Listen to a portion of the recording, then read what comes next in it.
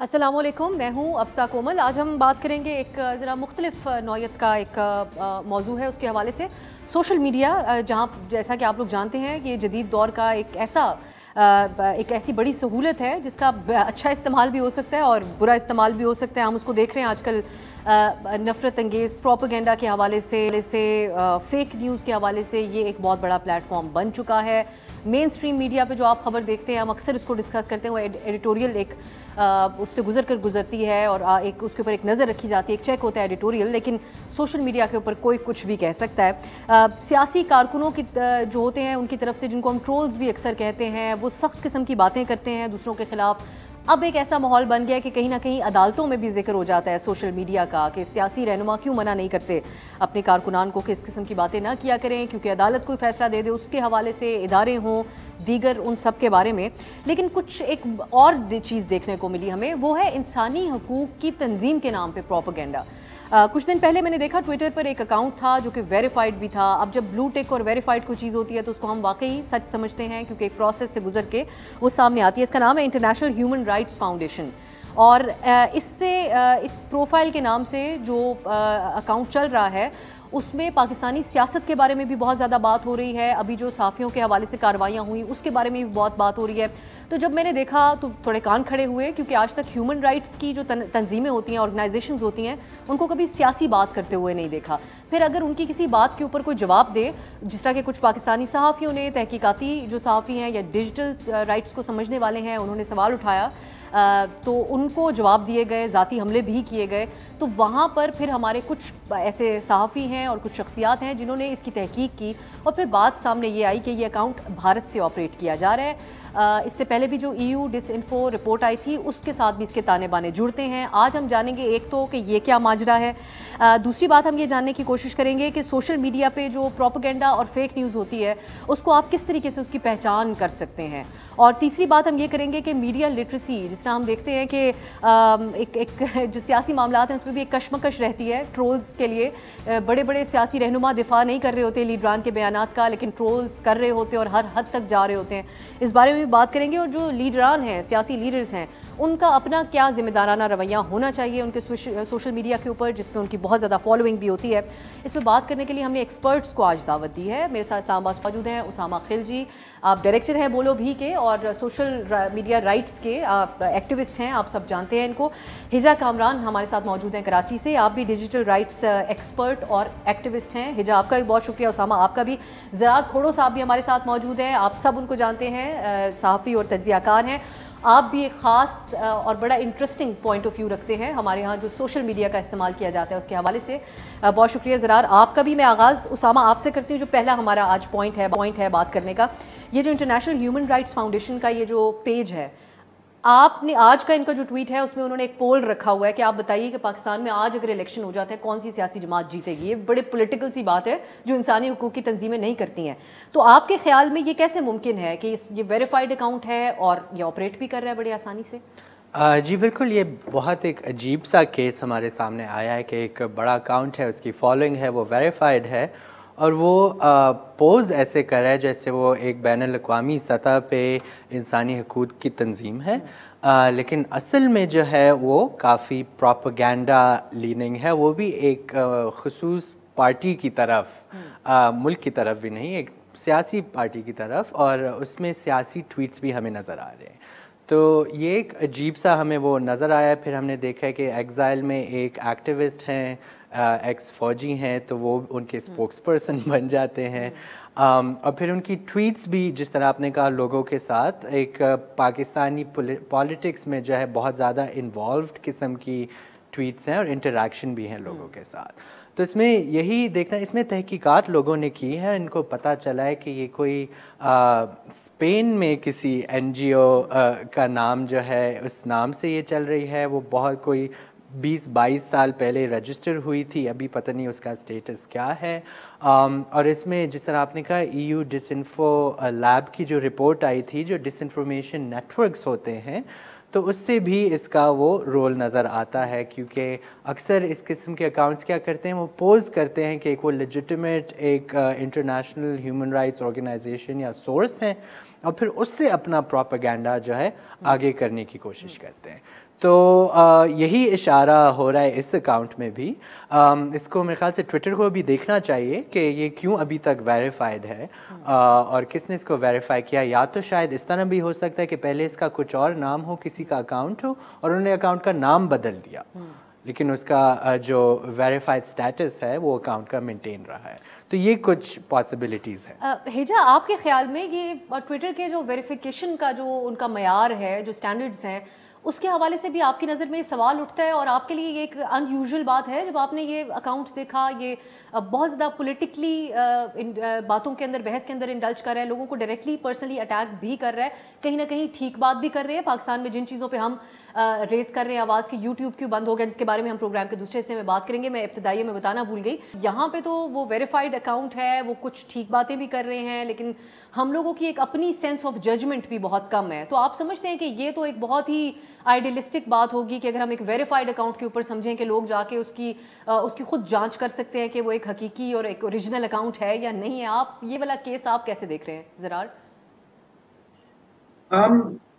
देखिए, जो जहां तक ये बात है ना कि कभी कभी सही बातें भी कर देते हैं और फिर उसको झूठ के साथ मिलाते हैं। जो कामयाब तरीका है झूठ बोलने का, वो ये नहीं है कि मैं आपको अभी कहूं कि जी रात हो गई है, ऐसा नहीं। मैं अपने झूठ के साथ ना कुछ थोड़ी सी सच के दाने भी मिला देता हूँ, बिल्कुल जैसे कि आप मतलब चाय के अंदर थोड़ी सी चीनी डाल देते हैं कि चाय मीठी हो जाए, पीने में थोड़ा सा मजा आए। So the best truth lies always contain a portion of the truth. जहां तक ये जो ह्यूमन राइट्स ऑर्गेनाइजेशन है, बहुत ही दो नंबरी है। और अभी ओसामा साहब ने तो बड़ी चैरिटेबली मेजर आदिल राजा को एक्टिविस्ट बोला। मैं तो बोलूंगा कि डायरेक्ट प्रोपेगेंडिस्ट है वो बंदा। ये वो है जो सालों से ओसामा साहब जैसे लोगों को, रजा रूमी जैसे लोगों को तनकीद का निशाना नहीं, तनकीद तो कोई बड़ी बात नहीं, हम सब तनकीद करते हैं, बल्कि उनके खिलाफ बकायदा झूठ बोलते थे कि जी आप तो इसके एजेंट हैं, आप उसके एजेंट हैं। अभी हाल में ही रजा रूमी पर उसने कोई इल्जाम लगाया था कि आपने इतने पैसे लिए रॉ ने, और रजा साहब ने कहा कि जी अच्छा बेटा आप तो यूके में है ना, मैं तो तुम्हें सू करने वाला हूँ। फिर उसके 2 मिनट बाद वो आता है कि नहीं असल में यार वो किसी ने मुझे कह दिया था तो मैंने मान लिया। अगर इस तरह के फ्रैंकली 2 नंबरी इंसान को आप अपना रिप्रेजेंटेटिव बनाते हैं, that is enough for me to discredit you. जहां तक आपका दूसरा सवाल था कि जी मतलब जजमेंट इस्तेमाल करनी चाहिए, कौन इतनी मेहनत करता है अब साहब? ये जो हम बात करते हैं ना यार डिजिटल लिटरेसी, मीडिया लिटरेसी, कोई फर्क नहीं पड़ता इससे। मैं अगर फर्क पड़ता है, चले I don't want to be too negative, फर्क पड़ता है तो मेरा ख्याल है कि शायद 5% लोगों पे। मैं आपको एक मिसाल देता हूँ। ये भी कहते हैं ना कि यार नहीं यार देखिए एजुकेशन डज नॉट मैटर। पता है मसला क्या है? और ये कोई नई बात नहीं है जी, ये तो मतलब जोसेफ गोबल्स का नाम आपने सुना होगा, राइट? नाजी राइख मिनिस्टर फॉर प्रोपेगेंडा, बहुत पते की बातें करता था वो भाई। और वो कहता था कि यार अगर आप बार बार झूठ बोलो, बोलते जाओ, घूम फिर कर वो सच ही बन जाता है। यहाँ पर यही है, जो चीज आप मानना चाहते हैं आप मानेंगे, चाहे आपके पास 4 PhDs हैं, चाहे आपने कभी स्कूल का मतलब कमरा ही ना देखा हो, it makes no difference. We believe what we want to believe. और आप यही देखते हैं, पॉलिटिकली आप बात कर रहे हैं, लेकिन अभी जो हाल में मेरा ख्याल है कि कल की बात है शायद, या कल परसों की बात है, ये जो आर्टिस्टिक मिलियनर्स वाला केस हुआ है कराची में, आपको इल्म है इसका। एक मतलब सिर्फ 3 पैराग्राफ घूमे कि जी ये एक खातून के साथ इज्तिमाई ज्यादती हुई है और सब इसको कवर अप कर रहे हैं। अच्छा, हम सब मानना है यार कि हर एक चीज के पीछे कंस्पिरेसी है, इनके पास लंबे नोट है, मीडिया तो है ही बिकाओ, मैं लिफाफा आप लिफाफी, तो इन सबको पैसे दिए हुए हैं। मतलब कि दुनिया के, पाकिस्तान के हर मीडिया हाउस को रातों रात 4 करोड़ रुपए गए और कहा कि यार इस पे आपने जिप करनी है, पुलिस को भी आपने खरीद लिया। अच्छा, लोग जब क्लियर भी कर रहे हैं कि देखें भाई, कोई विक्टिम होती है, विक्टिम की बॉडी होती है, विक्टिम की कोई फैमिली होती है, कोई ना कोई पुलिस के पास जाता है। पूरी फैक्ट्री को आप कैसे रोक सकते हो? यहाँ पे तो आप एक बंदे को चुप नहीं करा सकते यार, राइट? तो लेकिन कोई मानने के लिए तैयार नहीं है, because they want to believe. Not only do they want to believe, इस केस में वैसे ज़रार, इस केस में तो रेफरेंसेस भी ये दिए जा रहे हैं, जिस तरह वो याद है आपको, मामू का बेटा कामरान टाइप के। लेकिन मैंने भी ये नोट किया है, मुझे कल परसों से बहुत सारे लोगों ने रीच आउट किया है कि ये एक केस पेश आया, आप लोग इसके ऊपर रिपोर्टिंग क्यों नहीं कर रहे हैं? तो जब हम उनको बताते हैं कि हम पुलिस से भी पूछ रहे हैं, बाकी लोगों से भी, कंपनी के एम्प्लॉइज से भी हमने कहा है कि आपका नाम लिए बगैर बताएंगे, तो वो कह रहे हैं कि हमें इस किस्म की किसी चीज़ का इल्म नहीं है। लेकिन तो जो सवाल करने वाले हैं वो बड़े डिसअपॉइंटेड लगते हैं कि आप किसी नतीजे पर पहुंचे और आप भी ट्वीट करें इसलिए कि ये हुआ है ऐसा वाकया। जी जी, बिकॉज देखिए, एक हम सब कुछ चाहते हैं कि यार हमारे पास एक्सक्लूसिव खबर है, हम सही कह रहे हैं, और फिर अगर आप किसी को बताओ कि नहीं यार एक्चुअली आप गलत कह रहे हो, तो कोई किसको अच्छा लगेगा यार? मुझे तो नहीं अच्छा लगेगा, आपको भी अच्छा नहीं लगेगा। हम हो सकता है कि थोड़ा सा कड़वा घूम पी के कहीं के सही है यार, हमें उल्लू बनाया किसी ने, कोई बात नहीं। कोई ये नहीं मानना चाहता कि मुझे उल्लू बनाया है, वो समझेगा कि आप उल्लू है, पूरी दुनिया उल्लू है, मैं सही हूं। अच्छा, दिस इज द प्रॉब्लम। अच्छा, ना सिर्फ ये यार, it is like a drug, ठीक है, और मैं ये लिटरली बात कर रहा हूं, ये एक नशा है। क्योंकि बहुत साइंटिफिक स्टडीज हैं कि फॉर एग्जांपल, ठीक है, मैं एक नशई हूं, जब मैं कोई ड्रग लेता हूं ना, तो एक केमिकल मेरे ब्रेन में रिलीज होता है, dopamine, and I feel good, मैं oh, I am on top of the world. अच्छा, जब आप कोई ऐसी खबर देखते हैं, सही हो या गलत हो, जो आपके नुक्ते नजर को मैच करती है, मैं आपको एक सिंपल एग्जांपल देता हूं। आप कहते हैं कि आप पाकिस्तान मुस्लिम लीग नून से ज्यादा करप्ट पार्टी, करप्ट नहीं, करप्ट पार्टी दुनिया में नहीं मिलती, राइट? और आपको एक बीबीसी का एक स्क्रीनशॉट मिलता है जिसमें बीबीसी ने रैंकिंग की हुई है वर्ल्ड्स मोस्ट करप्ट पार्टीज, सही है? वो छोड़ दो KRUPT स्पेलिंग की है, लेकिन कोई बात नहीं। आप उसको देखेंगे ना, तो you get A dopamine rush कि यार देखो, बाकी लोग भी वही बात कर रहे हैं जो मैं कर रहा हूं। ये जो स्क्रीनशॉट है फेक है, 10 साल पुराना है, अभी तक गर्दिश कर रहा है, you see. So the point is कि जब किसी ने तय कर लिया है, तय कर लिया कि दूध का रंग काला है, आप उस बेचारे को या बेचारी को आप भैंस कॉलोनी ले जाएं, आप उसके सामने 4 भैंसों में से दूध निकालते हुए खुद निकालें, वो फिर भी नहीं मानेंगे, वो फिर भी नहीं मानेंगे। So we have lost the battle. We have lost the battle. चले, मैं फिर चाहूँगी, अभी आपने तो ज़रा ऐसा साइको एनालिसिस कर दिया है सारी चीज़ का, तो एक ब्रेक के बाद हिजा अगर कोई होप हमें दे सकें, कोई ऑप्टिमिज्म की जाएं हम लोग कि कुछ ना कुछ तो हम इस तरह की डिस्कशंस करें, तो शायद उससे फ़ायदा हो। एक ब्रेक के बाद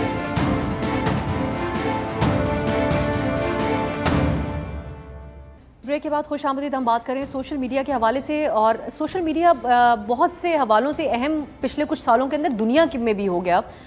कल ही जो अदालत में कार्रवाई हुई अहम, उसमें भी ये इस बात का जिक्र हुआ कि आज़ादी इजहार की सबसे ज़्यादा बात करने वाला मुल्क है अमेरिका, और वहाँ पे हर तरह की आज़ादियाँ भी लोगों को बहुत ज़्यादा हासिल हैं। वहाँ पर भी ट्रंप का जो ट्विटर का अकाउंट है उसको बंद करना पड़ा था, मुअत्तल करना पड़ा था। इस किस्म की बातें हमारे यहाँ जो मुख्तलिफ सर्कल्स हैं उसमें होती रहती हैं, तो इससे पता ये चलता है कि किस हद तक इफ़ेक्ट करता है सोशल मीडिया हमारे मुख्तलिफ मामलात के ऊपर।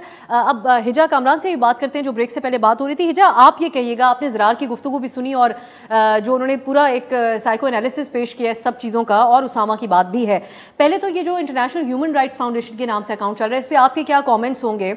मैं एडिशनली इसमें यह जानना चाहती हूँ कि PTI के साथ कुछ मामला जो पेश आ रहे हैं पिछले कुछ दिनों में, इंटरनेशनल जो ह्यूमन राइट्स की इंसानी हकूक़ की इदारे हैं वो उसके ऊपर सवाल उठा रहे हैं। वो शहबाज गिल के ऊपर टॉर्चर के, कस्टडी में टॉर्चर के भी अगर इल्ज़ामात हो तो उसके ऊपर बात की गई है, लेकिन एक फ़ेक अकाउंट से एक प्रोपेगेंडा करना, उसके वो आप समझती हैं कि वो नुकसान पहुंचा रहे हैं उनके एक्चुअल कॉज को भी, कि जब जेन्युइन ऑर्गेनाइजेशंस भी बात कर रही हैं उनके राइट्स की?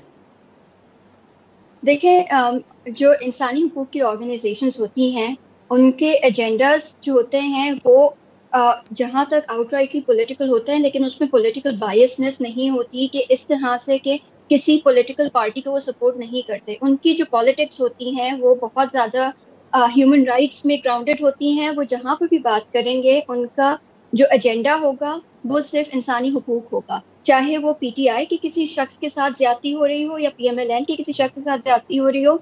उनके यहाँ ये मैटर नहीं करता कि एफिलिएशन क्या है, उनके लिए ये मैटर करना चाहिए कि ज्यादती क्या हो रही है और इसके लिए आवाज़ उठानी क्यों ज़रूरी है। इंटरनेशनल ये जो आपने इदारे का नाम लिया, इनकी जो पॉलिटिकल एफिलिएशन है ये एक पार्टी की तरफ दिख रही है, एक तरफ इंक्लिनेशन दिख रही है। ये ह्यूमन राइट्स ऑर्गेनाइजेशंस अगर तो ये कोई जेन्युइन ऑर्गेनाइजेशन भी हैं, तो ये ऑनेस्टली मेरे ख्याल में तो ये बिल्कुल जो ह्यूमन राइट्स ऑर्गेनाइजेशंस या इंटरनेशनल इदारे जो होते हैं उनके प्रिंसिपल्स के खिलाफ है कि आप किसी एक पार्टी के फेवर में बात करें while you're sort of demonizing बाकी सारे जो पार्टीज हैं, या एक ही पार्टी के फेवर में आप मुसलसल पॉलिटिकल एजेंडा अपना अपोज किए जा रहे हैं। तो मेरे ख्याल से तो एक ये होता है। दूसरी बात जो आप अभी अफसा कर रही थी कि जिस तरह से ट्विटर रिस्पॉन्ड करता है अमेरिका में, कि उन्होंने जब ट्रंप का अकाउंट बैन कर दिया, यहाँ पर पाकिस्तान में या दूसरे ममालिक जो इधर ग्लोबल साउथ के जो ममालिक हैं, यहाँ पर हम इस तरह का रिस्पॉन्स इन कंपनीज का नहीं देखते। अब जैसे यही वाली अगर ह्यूमन राइट्स ऑर्गेनाइजेशन का ही हम हवाला ले लें, तो ज़रूरी है कि देखें कि क्या ये जेन्युइन ऑर्गेनाइजेशन है भी या नहीं। जैसे उसामा ने एक पूरी हिस्ट्री बता दी है कि जी किसी पॉइंट पे ये काफ़ी साल पहले 22 साल पहले रजिस्टर हुई थी और अब इसका स्टेटस क्या है किसी को नहीं पता। तो उस पॉइंट को मद्देनज़र रखते हुए हमें ये देखना है कि ये जो प्लेटफॉर्म्स होते हैं उनकी जिम्मेदारी क्या है, कि क्या ये जेन्युइन ऑर्गेनाइजेशंस हैं या ये नहीं है, ये इनकी जो स्पीच या ये जो चीज़ें पोस्ट कर रहे हैं ऑनलाइन उससे ऑफलाइन क्या इम्पैक्ट हो सकता है लोगों की ज़िंदगियों पे और डेमोक्रेसीज पर। क्योंकि हमने ये भी देख लिया फेसबुक के केस में या ट्विटर के केस में कि ये सारे जो प्लेटफॉर्म्स हैं सोशल मीडिया के, इनका बहुत ज़्यादा अहम रोल होता है कि किस तरह से डेमोक्रेसीज फंक्शन करती हैं। खबर मेन स्ट्रीम मीडिया पे बाद में आती है, पहले सोशल मीडिया पे चलती है। यहाँ पे कमेंट्स जो होते हैं पॉलिटिशियंस के या लीडर्स के, वो सोशल मीडिया के थ्रू जो है लोगों तक पहुँचाए जाते हैं। तो ये बहुत अहम किरदार अदा करती हैं। तो इसी वजह से ज़रूरी है कि यहाँ पर हमारी तरफ के ममालिक में इन लोगों को स्पेशल अटेंशन देने की ज़रूरत है। क्योंकि एक हम ये देखते हैं कि इनकी अकाउंटेबिलिटी अमेरिका में, यूरोप में, ब्रिटेन में, इंग्लैंड में, इस तरह के ममालिक में बहुत आसानी से हो जाती है कि जी एक आपने इनको नोटिस भेजा है और फिर पूरी जो है इनके पास कचहरियाँ लग जाती हैं। पाकिस्तान में अगर कुछ होता है, इंडिया की मिसाल ले लें, वहाँ पे जो होता है, म्यांमार में जो कुछ हुआ है फेसबुक की वजह से या सोशल मीडिया की वजह से, किसी ने कोई सवाल नहीं उठाया या कोई ऐसा सवाल या इन लोगों को अकाउंटेबल नहीं ठहराया गया। तो जहाँ पर ये ह्यूमन राइट्स ऑर्गेनाइजेशंस की अपनी पॉलिटिक्स की बात होती है, वहीं पर जो है ये सोशल मीडिया प्लेटफॉर्म्स जो है उनका बहुत बड़ा रोल है कि ये किस तरह से प्लेटफॉर्म पे जो कंटेंट है उसको मॉडरेट कर रहे हैं। उसामा, ये बात फिर मैं आप तक लेके आऊँगी। ट्रंप के ऊपर पाबंदी लगाई अमेरिका इस ट्विटर ने, तो क्या वो उसकी आज़ादी इजहार के ऊपर पाबंदी नहीं लगाई थी? क्योंकि अराउंड द वर्ल्ड भी तो बहुत सारे ऐसे लीडरान हैं या ऐसे वेरीफाइड अकाउंट्स हैं लोगों के, इंपॉर्टेंट शख्सियात के, जो लोगों को नफरत के लिए भी उकसाते हैं, दूसरों को अटैक करने का भी कहते हैं। क्या फ़र्क था ट्रंप में उस वक्त, या वो एक अमेरिका के प्रेसिडेंट थे, फॉर्मर प्रेसिडेंट थे, तो उनको करना पड़ा? ये डिफरेंट रवैया है ट्विटर का दुनिया भर के हवाले से। बिल्कुल, और ये ट्विटर का हम यही देखते हैं कि जहाँ पे मार्केट इनकी छोटी होती है वहाँ पे ये ज़्यादा फोकस भी नहीं करते। अच्छा। तो मेरे ख्याल से इंसानी हुकूक को उन्हें देखना चाहिए कि क्या इम्पैक्ट हो रहा है प्लेटफॉर्म की वजह से। कितनी ज़्यादा डेथ थ्रेट्स हम रोज़ देखते हैं जो ट्विटर पे आती हैं, लेकिन अब वो ट्विटर को रिपोर्ट करते हैं और अक्सर उस पर एक्शन नहीं लेते। लेकिन पाकिस्तान की मार्केट बड़ी नहीं है ट्विटर की, जितनी हमारी आबादी और जितने हमें रिस्पॉन्सेज। मैं एक छोटी सी एग्जांपल ये दूंगी कि कोई फॉरेन जर्नलिस्ट इंटरव्यू करता है पाकिस्तानी किसी शख्सियत का, उसमें लाखों लाइक्स और रीट्वीट्स आते हैं। उन्हीं की प्रोफाइल आप जाके देखें, वो BBC है या CNN जिससे भी मुंसलिक है, उनके दूसरे इंटरव्यूज के ऊपर 100, 200, 500 से ज़्यादा लाइक्स, इंटरैक्शन ज़्यादा है। लेकिन टोटल नंबर अगर देखें पाकिस्तान में मेरे ख्याल से 30-40 लाख लोग हैं, 3-4 मिलियन जो ट्विटर इस्तेमाल करते हैं। तो उस वजह से इनका एक डेडिकेटेड पर्सन भी ट्विटर के लिए नहीं है। वो जो देखते हैं वो कोई 5-6 ममालिक को ग्रुप करके देखते हैं। तो यही एक वो मसला हमें नज़र आता है। और दूसरा यही है कि देखें, ट्रंप को उन्होंने सेंसर किया, लेकिन मैं समझता हूँ किसी इंसान को कम्प्लीटली नहीं वो बंद करना चाहिए, क्योंकि उनकी एक फॉलोइंग होती है। आप ट्वीट्स को मॉडरेट करें। अगर वो कोई नफ़रत अंगेज़ ट्वीट करते हैं और वो जो है वायलेट करती है आपके उसको आप हटाएं, लेकिन किसी की आवाज़ बिल्कुल बंद करना जो है वो तो जो इजहार राय के हुकूक हैं उसकी खिलाफ वर्जी है। तो आप बेशक डेंजरस कंटेंट हटाएं, लेकिन एक इंसान को बिल्कुल ही उनकी आवाज़ बंद कर देना, और डिजिटल दौर में तो वही इस्तेमाल होता है, तो वो मेरे ख्याल से बैनुल-अक़वामी सतह पर भी जो इंसानी हकूक़ है उसकी थोड़ी खिलाफ वर्जी है। अब यूट्यूब का भी बता दीजिएगा उसामा, उस दिन पाकिस्तान में जलसे थे, इमरान खान साहब का जलसा था, उन्होंने उनका TV के ऊपर तो काफ़ी हद तक ब्लैकआउट था, लेकिन हमने शिकायतें सुनी सोशल मीडिया यूट्यूब के हवाले से। लोगों ने मुख्तलिफ बात की है। कुछ लोगों ने कहा कि उनको मोबाइल के ऊपर चल रहा था, वेब ब्राउज़र के ऊपर नहीं चल रहा था यूट्यूब। उस दिन एग्जैक्टली क्या हुआ है? आपने इसके ऊपर बहुत बात की है। बिल्कुल जी, देखें, हमें यही नज़र आता है कि पहले इमरान खान साहब की जो स्पीचेस थी उस पर पेमरा की नोटिफिकेशन आई कि उसको आप लाइव नहीं नशर कर सकते TV के ऊपर, लेकिन पेमरा के कवानीन इंटरनेट पे नहीं, उसकी ज्यूरिसडिक्शन ही नहीं है। लेकिन हम देखते हैं कि जैसे ही उनकी फिर लाइव ब्रॉडकास्ट शुरू होती थी यूट्यूब पे, तो यूट्यूब काम करना बंद हो गया। 21 अगस्त को ये हुआ और 21 अगस्त को हमने देखा कि तकरीबन जो नेटब्लॉक्स है, एक इंटरनेशनल वॉचडॉग है इंटरनेट का, उन्होंने देखा कि 30% लोग जो है वो यूट्यूब एक्सेस कर सकते थे पाकिस्तान में और नहीं कर सकते थे। तो इसमें मेरे ख्याल से क्या हुआ है कि ये जो इंटरनेट गेटवे है वहाँ से ही ब्लॉक करने की कैपेबिलिटी है पीटीए के पास। उसे कहते हैं वेब मॉनिटरिंग सिस्टम, जो उन्होंने $18 मिलियन का ख़रीदा है दिसंबर 2018 में। और उसमें जो है हमारे 2 एंट्री पॉइंट्स हैं, एक पीटीसीएल का है, एक ट्रांस वर्ल्ड का है। मुझे ये लगता है कि एक में वो जो है ब्लॉक हो गया, दूसरे में नहीं हुआ पिछली बार। लेकिन इस बार हमने देखा है कि ज़्यादातर लोगों को, नेट ब्लॉक्स की जो रिपोर्ट आई है उसमें भी उन्होंने यही कहा है कि ज़्यादातर लोग नहीं कर सकते थे। बहुत कम, शायद वो ग्लिच हो तो कुछ लोग एक्सेस कर सकते थे, और डिफरेंट नेटवर्क्स पे वो एक्सेस नहीं कर सकते थे। लेकिन जैसी स्पीच ख़त्म होती है इमरान खान साहब की, तो हम देखते हैं यूट्यूब वापस काम करना शुरू, और मेरा यूट्यूब भी इसी तरह चल रहा था। तो ये इसी तरफ इशारा जाता है कि पीटीए ने इसको ब्लॉक किया ताकि उनकी लाइव स्पीच ना देखी जा सके। लेकिन ये एक इलीगल स्टेप है, इलॉजिकल स्टेप है, अनकॉन्स्टिट्यूशनल स्टेप है, आप डिसप्रोपोर्शनेट है। किस तरह आप जो है एक पूरे प्लेटफॉर्म को बंद कर सकते हैं? हर कोई तो उनकी स्पीच नहीं सुन रहा, वो तो डिफरेंट चीज़ों के लिए इस्तेमाल कर रहे हैं। यूट्यूब, गूगल से ज़्यादा यूट्यूब पे सर्चेज होती हैं। एजुकेशनल कंटेंट, एंटरटेनमेंट कंटेंट जो भी है वो यूट्यूब पे मौजूद है, लेकिन वो आप पूरे मुल्क की आबादी के लिए उसको बंद कर देते हैं क्योंकि आप नहीं चाहते कि एक शख्स की स्पीच कोई देखे। और जब वो अनब्लॉक होता है तो स्पीच तो यूट्यूब पर मौजूद है और उसके बहुत क्लिप्स भी है, और लोग देख सकते हैं।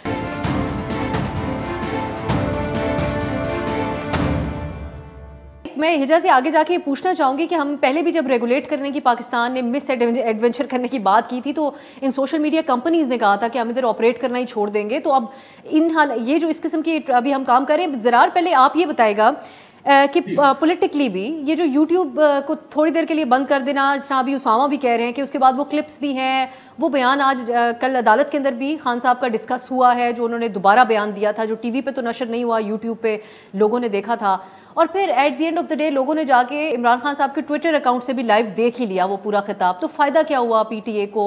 ये इसका क्या मकसद आपको नज़र आया? फायदा ये हुआ कि आपने दिखा दिया कि आप किस लेवल के बेवकूफ़ हैं। हिजा, अगर आप ये बताइएगा, जो उसामा बात करें, आप समझती हैं कि यूट्यूब को थोड़ी देर के लिए बंद करना, हम पहले ही जो हमारे राइट्स के ऊपर बहुत ज़्यादा सवालात उठते हैं डिजिटल राइट्स के ऊपर, आप समझती हैं उस पर ऐड ऑन करता है? आइंदा ऐसा कुछ दोबारा किया जाता है तो मुश्किलात बन सकती हैं, इन कंपनीज़ की तरफ से कुछ स्टैंड लिया जा सकता है, क्या समझती हैं आप? देखिए, ये मुश्किलात तो डायरेक्टली लोगों के लिए बनती हैं। सबसे पहले तो कि जैसे अगर मेरी अम्मी है, उनके लिए इंटरनेट सिर्फ यूट्यूब से शुरू होता है और फेसबुक पे ख़त्म होता है, उनकी ये दो ज़िंदगी में ये इंटरनेट है। तो यहाँ पर जब वो इमरान खान की स्पीच की वजह से पूरा प्लेटफॉर्म बैन कर देना, आपने ना सिर्फ लोगों के लिए वो स्पीच का एक्सेस जो कि ऑलरेडी प्लेटफॉर्म पे बाद में अवेलेबल है, लोगों तक उसके प्लेटफॉर्म की रसाई रोक दी है बगैर किसी वजह के, बगैर के कोई सोचे समझे।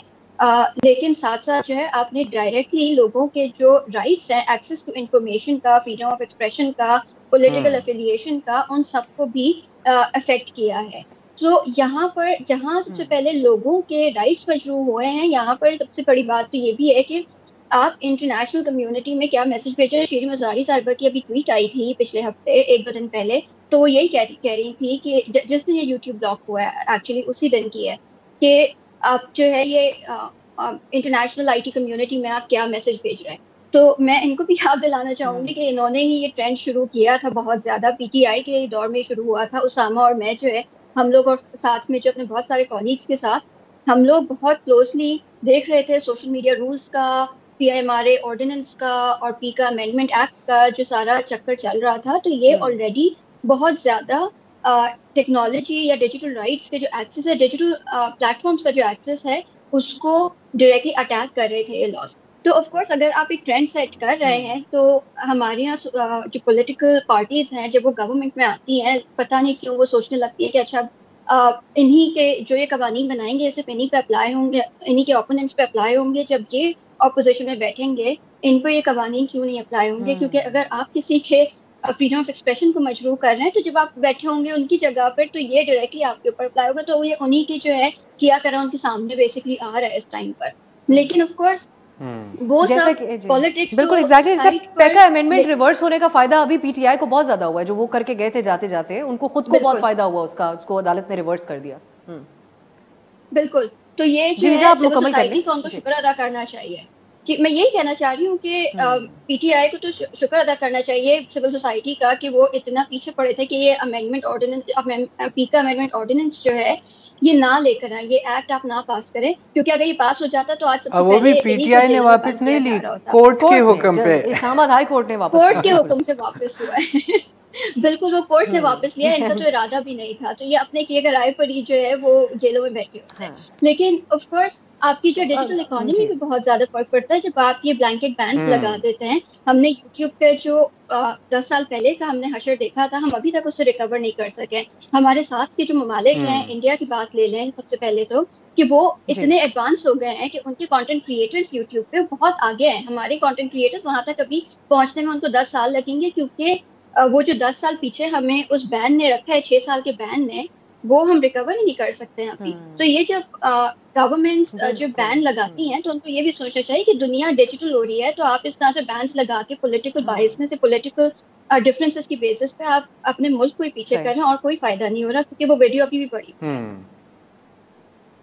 बिल्कुल सही है। एक ठीक, मैं एक ब्रेक की तरफ जाना पड़ेगा, ज़रार्ड का कमेंट आना चाहेंगे ब्रेक के बाद।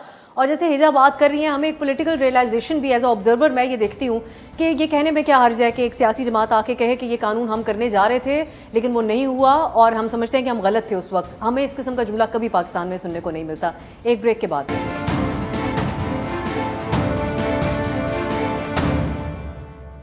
बाद खुश आमदीद। हम बात करें डिजिटल राइट्स की और जो डिजिटल के प्लेटफॉर्म्स के ऊपर जो लिटरेसी के मामलात रहते हैं, जो हम देखते हैं जिसका एक मुजाहिरा हम हर दिन देखते रहते हैं और उसको फेस भी करते हैं, इस बारे में बात करें। ज़रा ब्रेक से पहले बात हो रही थी ये यूट्यूब बैन के बारे में, उसामा ने भी तफसीली तौर पे हमें बताया और हिजा ने भी। आप क्या कहते हैं इस बारे में कि 2022 है, अब वो एक अलग डिबेट है कि पैका अमेंडमेंट जो पीटीआई करके गई थी, अब जब उनके अपने ऊपर वही पलट के आने लगा तो श्री मज़ाई साहिबा को इंसानी हुकूक भी याद आए। जब हमसे उस वक्त कहते थे, रिक्वेस्ट करते थे बात करने की, तो वो नहीं करती थी। अब वो वही बातें कर रही हैं जो उस वक्त एक्टिविस्ट बात कर रहे थे ह्यूमन राइट्स के। आप ये बताएगा कि क्या अब इस वक्त जो सेटअप मौजूद है, उनको इस बात का अंदाज़ा नहीं है कि 2022 है, आप खान साहब की या किसी की भी एक तकरीर को रुकवा तो सकते हैं थोड़ी देर यूट्यूब को रोक के, लेकिन वो बात तो बाहर आएगी, कोई फायदा नहीं है, ये आउटडेटेड किस्म के तरीके हैं, टैक्टिक्स हैं? नहीं, आउटडेटेड तो इंतहाई आउटडेटेड है ना। देखिए आप, मतलब 2022 में आप 70 के टैक्टिक्स इस्तेमाल कर रहे हैं जो 70 में भी कामयाब नहीं हुए। Let's be frank, right? तो ये तो एक बहुत ही अहमकाना हरकत है ना जी। मतलब वो बकौल वसतुल्लाह खान के, देखिए लाइव देखने से ना आप पे बुरे असर हो सकते हैं, लेकिन अगर आप 10 मिनट बाद रिकॉर्डिंग देखें उससे कोई फर्क नहीं पड़ेगा। सो इट्स रिडिकुलस ना, I mean let's call a spade. मतलब बहुत ही इंतहाई डफर हरकत है। मैं मजीद इस पर बात नहीं करना चाहूंगा। एक आप जो अभी आपका डिबेट चल रहा था, तो अनफॉर्चुनेटली शायद मेरी वो कनेक्शन सही नहीं थी, कि हम सीखते क्यों नहीं है। और हमसे मुराद मतलब हम नहीं, हम तो आई थिंक ला इलाज है हम। लेकिन जो पार्टीज होती है ना, कि वो एक कानून लाती हैं और उस वक्त तो मतलब जैसे मुझे याद है, आपको भी अच्छी तरह से याद हो, सामा आपको तो बहुत अच्छी तरह से याद होगा, कि जब नून लीग पीका ला रही थी, तो मेरा ख्याल है कि अनुशे साहिबा थी, अगर मैं नाम याद आ रहा है, क्या डिफेंस करती थी वो, ओए होए होए, कि ये तो मुल्क की लिए हम ला रहे हैं। हमेशा मुल्क के लिए ही ला रहे होते हैं, कभी अपनी जात के लिए तो कोई बंदा कानून नहीं लाता ना यार, अस्तगफुरुल्लाह। मसला ये होता है कि जब भी जब ये अपने मुखालफिन के लिए फांसी का फंदा बनाते हैं ना, तो वो अपने ही गर्दन का नाप का होता है। जब ये छुरी तेज करते हैं ना, चाहे नैब हो, चाहे पीका हो, चाहे कुछ भी हो, कि किसी और का सर कलम करेंगे हम इससे, अच्छा उसी तलवार से आपका सर कलम होता है। लेकिन जो सबक हमने सीखा है कि हम सबक नहीं सीखते। यू सी, ये जो कुर्सी है ना, ये मतलब ये वाली नहीं, ये तो मामूली सी कुर्सी है, सस्ती सी, यहाँ से मैंने उठाई थी 4-5 हज़ार रुपए में। ये इक्तदार की कुर्सी जो है, मुझे लगता है कि इसमें कोई मसला है, इसमें कोई नशा है, कि जब आप इसमें बैठते हैं ना, आप समझते हैं कि बस अब मैं ही हूँ, हमेशा के लिए मैं ही रहूंगा, हमेशा के लिए हम सब वन पेज पर ही होंगे। और ये जो बाकी है ना, ये जो मामूली सी कीड़े मकोड़े हैं ऑपोजिशन वाले, इनको तो अभी हम देख लेंगे सर, आप चेक करते हैं इनको, हम अभी फिक्स करते हैं। फिक्स का जो लफ्ज इस्तेमाल किया जाता है, अल्टीमेटली तो फिक्स आपने ही होना है। अच्छा, बहुत अच्छा होता कि सब बैठते और कहते कि जी नहीं, देखें एक कंसेंसस बनाते हैं कि ऐसा नहीं होना चाहिए, लेकिन ऐसा कभी होगा नहीं, क्योंकि इसको करने के लिए ना आपको गलती माननी होगी, और गलती मानना तो गुनाह है। ये तो फिर एक कमजोरी आप दिखा रहे हैं ना अपनी। गलती कौन मानता है सर? आई से इट्स राइट। तो ये हमारा अलमिया है। और लेकिन अब जो मजेदार बात है ना कि जो प्रोसेसिंग स्पीड है सर्कल की, वो बहुत तेज हो गई। जैसे अगर आप देखें, और मुझे पता है कि पीटीआई वाले दोस्त मेरा गला काट देंगे ये बात करते हुए, लेकिन कमा पेश ये वही बातें कर रहे हैं जो नवाज लीग वाले करते थे कुछ साल पहले, और नवाज लीग वाले वही बातें कर रहे हैं जो पीटीआई वाले करते थे कुछ साल पहले। तो बात कोई ज्यादा फर्क तो नहीं हुई ना। अब जैसे so on and so fourth, देखिए इट्स अ सर्कल, ये एक सर्कल है, और ये सर्कल अब मजीद तेज होता जा रहा है। इनफैक्ट इतना तेज हो गया कि बंदे का सर घूम जाता है इसको देखते देखते। मेरा नहीं ख्याल कि कोई सबक सीखेगा, मेरा नहीं ख्याल कि किसी को कोई परवाह है। जैसे अभी बात हो रही थी कि जी दुनिया में क्या इंप्रेशन जाएगा, ये खूह के डड्डू है ना जी। ये एक गोल्ड फिश आपने देखी है ना, वो एक गोल गोल घूम रही होती है, उसके लिए वो गोली पूरी दुनिया है। सही है, तो कोई फर्क नहीं पड़ता कि कौन क्या देख रहा है, ये अपनी इख्तिदार की गेम्स खेलते रहेंगे। सजा हमें ही मिलनी है, और this is how it will continue. Sorry to say. बिल्कुल, और फिर ज़रा वही है जो हम देख रहे हैं कि जिन्होंने बड़ी प्रिंसिपल्ड पोजीशंस इन दिनों में भी जो लोग ले रहे हैं, जो बड़े वाज़े किस्म के ओपिनियंस रखते हैं, उनकी भी कदर उस तरीके से नहीं की जा रही है कि अगर आपका माजी में आप उनको गालियां दे चुके हैं बतौर एक सियासी कारकुन या किसी सियासी जमात के ट्रोल, तो आज कम से कम तस्लीम तो करें इस बात को कि वो आज आपके साथ खड़े हुए हैं। Usama is one of the examples कि आज आप जब PTI के यूट्यूब बैन की बात करें, मुझे याद है आप पैका अमेंडमेंट के ऊपर जब बात कर रहे थे तो आपको किस किस किस्म की ट्रोलिंग का सामना करना पड़ा था। अब आखिर में ये कहिएगा कि खुद ये जो हमारा आज मकसद है इस पूरी बातचीत का, जो हमारे सोशल मीडिया इस्तेमाल करने वाले हैं वो खुद कैसे आइडेंटिफाई कर सकते हैं कि यहाँ पे ये बिल्कुल फेक न्यूज़ है, उसको एक क्रॉस चेक करना, कोई एक दो बेसिक्स अगर आप बताना चाहें। बिल्कुल, देखें सबसे पहला जो है रूल यही होना चाहिए कि आप जो भी पढ़ते हैं सोशल मीडिया पे उस पर एकदम यकीन ना करें, आप थोड़ा सोचें उसके बारे में। दूसरी बात यह है, आप जिस सोर्स के बारे में बात हो रही है उनके अकाउंट पे जाएं या उनके पेज पे जाएं, देखें वो क्या कह रहे हैं जिसके बारे में बात हो रही है। तीसरी बात यह है कि आप गूगल सर्च करें कि क्या ये व्हाट्सएप मैसेज जो मुझे आया है ये सच है या नहीं, क्या मैं फेसबुक पोस्ट किसी की मैं देख रहा हूँ सच है या नहीं, बिफोर शेयरिंग इट। तो आप गूगल पे सर्च करें, देखें क्या न्यूज़ सोर्सेज है उसकी। और बहुत ज़रूरी एक और बात है, आप तारीख़ देखें आर्टिकल का। अक्सर जो है पुराना मवाद शेयर हो रहा होता है इस तरह जैसे वो आज हुआ। और फिर गूगल में एक बहुत अच्छा एक फैसिलिटी है गूगल रिवर्स इमेज सर्च की।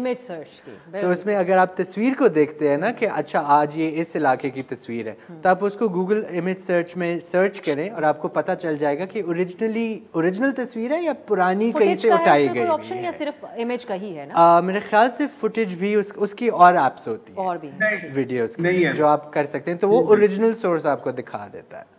अच्छा, वीडियो फुटेज का आप कहते नहीं कि, लेकिन ये इमेज सर्च भी एक बहुत बड़ी बात है कि आपको कोई तस्वीर कहीं पे भी मिलती है, आप उसको गूगल की इमेज सर्च में डालें, आपको इजाजत नहीं है जी अब साहब, अगर आप मुझे इजाजत दें ना, ये अब जो इमेज सर्च भी है ना, it is no longer that reliable आजकल में, बिकॉज इसको ना इसके तोड़ बहुत आ गए। इमेज सर्च ने इवॉल्व नहीं किया, मतलब लिटरली कोई आपके पास 15 डिफरेंट इंजन्स हैं, लेकिन अगर मैं सिर्फ एक पिक्चर को फ्लिप कर दूं या मैं उसकी कुछ पोर्शंस को क्रॉप कर दूं, I can beat image search.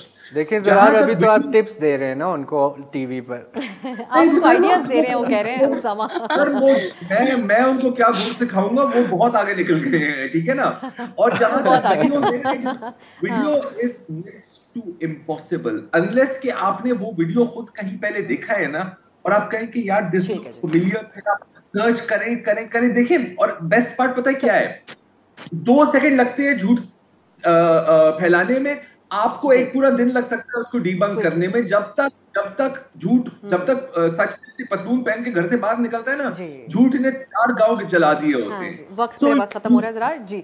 बिल्कुल ये बात, हाँ आपकी बात ये बिल्कुल सही है, मैं ये इस पॉइंट तक जरूर पहुंची। मैं समझती हूँ ये जो पूरी गुफ्तगू है उसकी कंसे कुछ करूंगी कि जो सोशल मीडिया सारिफीन है वो अपनी समझदारी और अपनी अकल का इस्तेमाल करें सोशल मीडिया यूज़ करते हुए। उसामा खिलजी, हिजा कामरान और ज़रार खोड़ो, आप तीनों का बहुत बहुत शुक्रिया प्रोग्राम में पार्टिसिपेट करने के लिए। आज के लिए नाज़रीन इजाज़त दीजिए, खुदा हाफिज़।